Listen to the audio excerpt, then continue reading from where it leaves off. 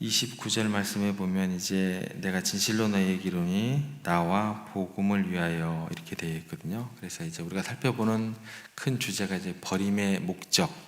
우리가 지난 시간에 살펴봤던 것은 내가 진실로 너희에게 이르노니 나와 복음을 위하여에서 예수님을 위하여 이제 버림 목적에 대한 것을 살펴봤고, 오늘하고 내일 두 번에 걸쳐서는 이제 버림의 목적, 복음을 위하여 라는 제목으로 함께 좀 생각을 해보겠습니다.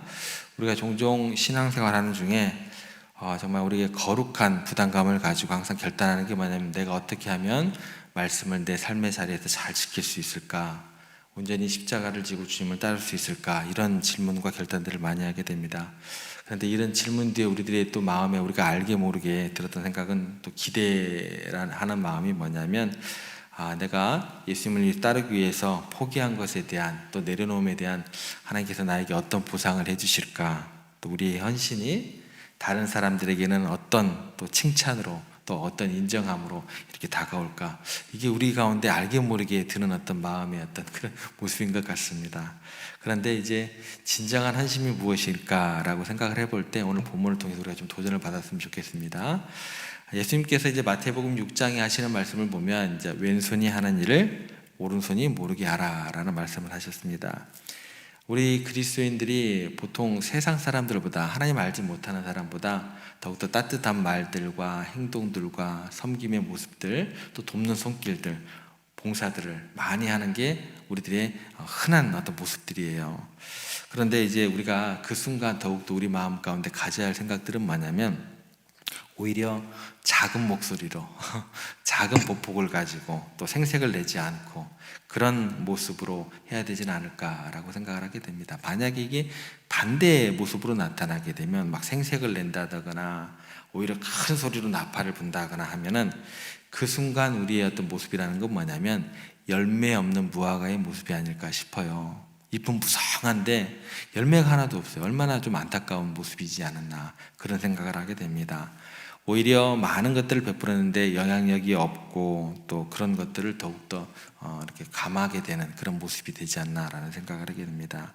그래서 헌신이라는 것은, 버림이라는 것은, 내려놓음이라는 것은 뭐냐면, 우리가 상을 받기 위한 것이 아니라 온전히 하나님께서 우리를 향한 그 사랑에 대한 우리의 사랑을 나타내는 그 표현이 되어야 하기 때문에 더욱 그래야 한다라는 것입니다. 그래서 왼손이 하는 것을 오른손이 모르게 했으면 좋겠다라고 그렇게 우리들에게 이야기해 주시는 것 같습니다. 그래서 헌신의 목적, 버림의 목적, 내려놓음의 목적이라는 것은 뭐냐면, 세상에서 유명해지는 것이 아니라 하나님 나라를 확장하는 데 있어서, 또 특별히 그 내용은 뭐예요?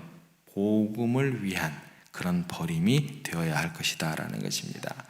그래서 고린도전서 13장 3절 말씀에 보면 이런 말씀이 있습니다.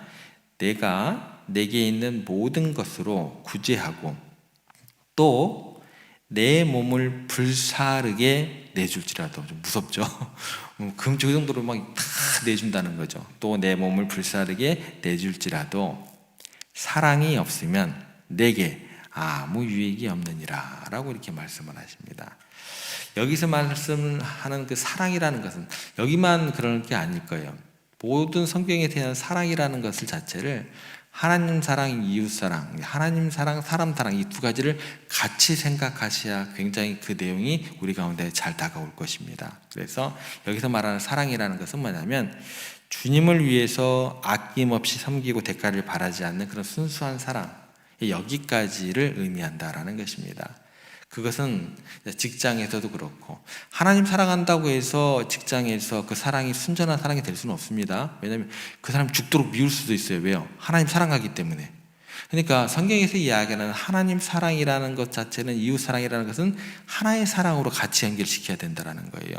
내가 하나님 사랑한다고 절대 다른 사람 안 미워하리라, 그게 안 돼요. 사람의 능력도 능력입니다.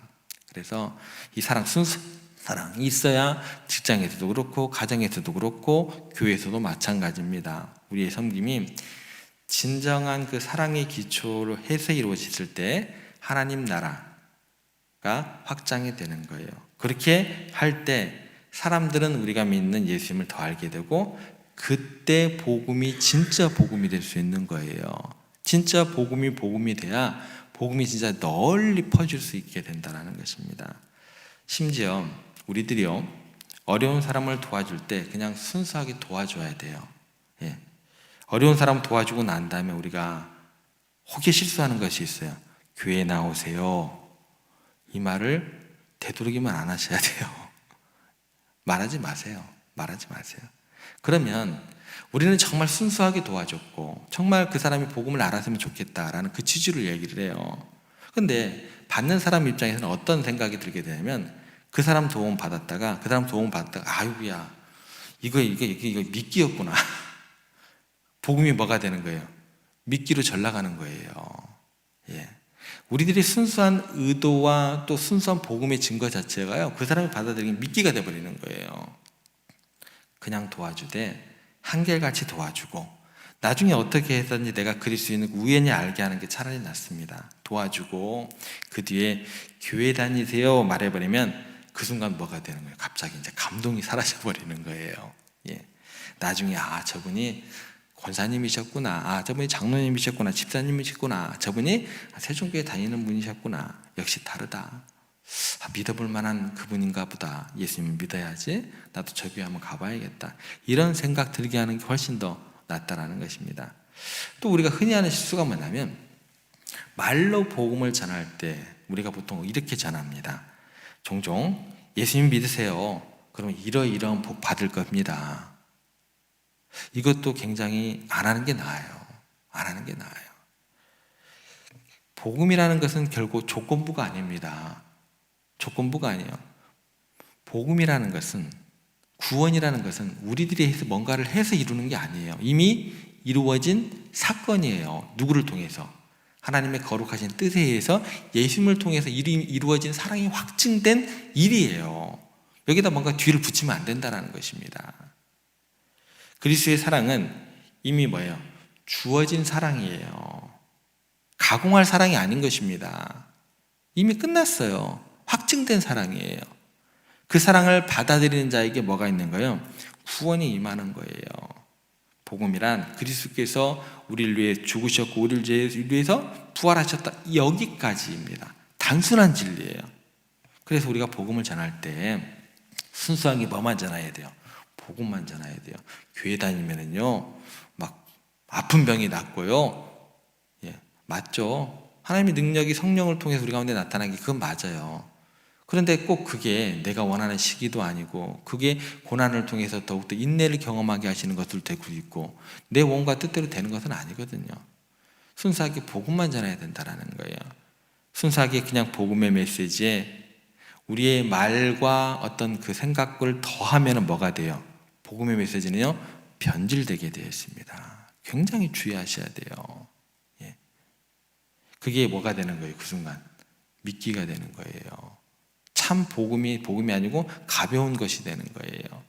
대가를 바라지 않는, 그냥 주님 때문에 주님의 사랑을 전하는 섬김이 있어야 될 것이고, 복음에 다른 말을 붙일 필요가 없습니다. 절대 붙이지 마세요. 그래야 진정한 복음 전파가 된다는 것입니다.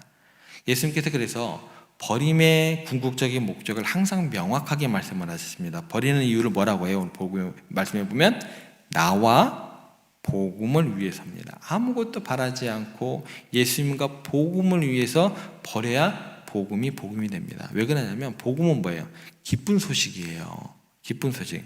그 복음이 복음된 이유는요, 받을 자격이 없는 사람에게 아무것도 원하지 않고 그대로 거저주기 때문에, 그 진리를 전하기 때문에 그것이 복음일 수 있다는 것입니다. 그런데요, 정말 우리가 살아가면서 받을 자격이 없는 사람에게 그 사랑 주는 게 쉬워요, 어려워요? 아까 말씀드렸죠? 안 돼요. 원수 같은 사람이 어떻게 이렇게 내가 용납이 되고 받을 자격이 없는 사람에게 그 사랑을 주겠어요? 내가 어떻게 그 사람을 위해서 나의 모든 것을 버리겠어요? 안 된다라는 거예요. 그러니까 사랑이라는 단어 자체를 사람 사랑, 하나님 사랑 같이 연결시켜야 된다라는 거예요. 그래서 이것은 어느 때 가능하냐면, 그 사람을 내가 사람을 가지고 사랑을 하려고 노력을 하되 그때 안 될 때는 어떤 마음으로, 또 어떤 사랑으로 또 우리가 적용을 해야 돼요? 주님 사랑하는 마음으로 그렇게 접근해야 된다라는 것입니다. 그리고 사랑하는 주님을 위해서 우리가 나를 버릴 수 있는 그런 순간 그 행위는 뭐가 되는 거예요? 예수님 안에서 나와 복음을 위한 거룩한 행위가 되는 거예요. 거룩한 행위가. 어떤 이제 부유한 미국의 사업가가 아프리카에서 활동하고 있는 의료 선교사님을 이제 방문을 했습니다.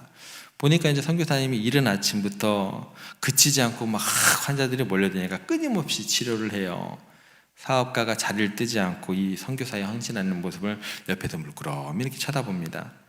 너무너무나 의사가 힘든 수술을 이렇게 하고 또 진땀을 흘리면서 고통스러운 그런 과정들을 하는 걸 가만히 보고 뒤에 보니까 그냥 돌려보내는 거예요.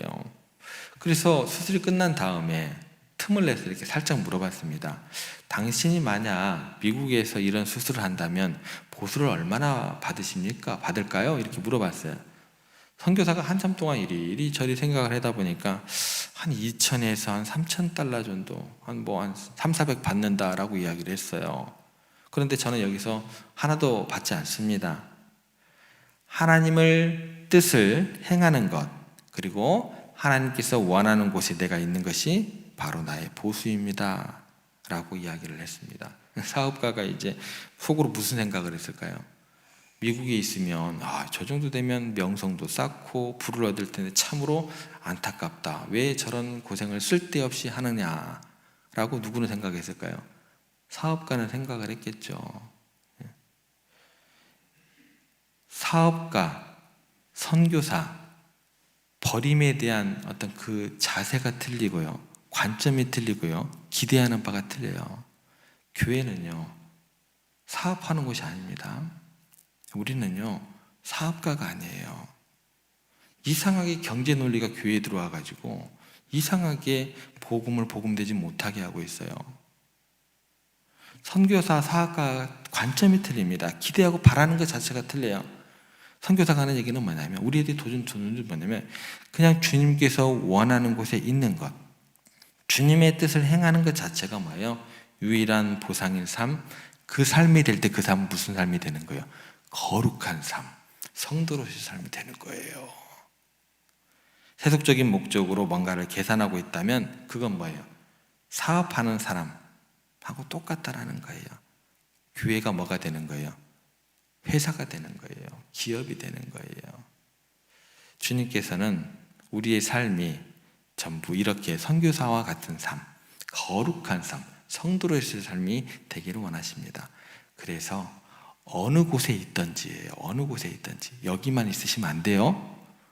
어느 곳에 있든지 그곳 자체가 하나님께서 나를 보내시고 파송한 곳이다 라고 우리가 항상 생각할 수 있어야 된다라는 것입니다. 진정한 헌신이란 대가를 바라지 않는 순수한 섬김임을 우리가 다시 한번 이 아침에 생각했으면 좋겠습니다. 그리고 복음은 대가 없는 사랑을 그렇게 마음껏 외치고 전하는 것입니다. 우리의 자리에서 그리스도를 닮게 섬기며 대가를 바라지 않는 헌신으로 하나님 나라를 그렇게 확장하는 우리가 되었으면 좋겠습니다. 복음의 어떤 말에 이거 믿으면 병이 낫는데요 이런 말 하지 마시고요.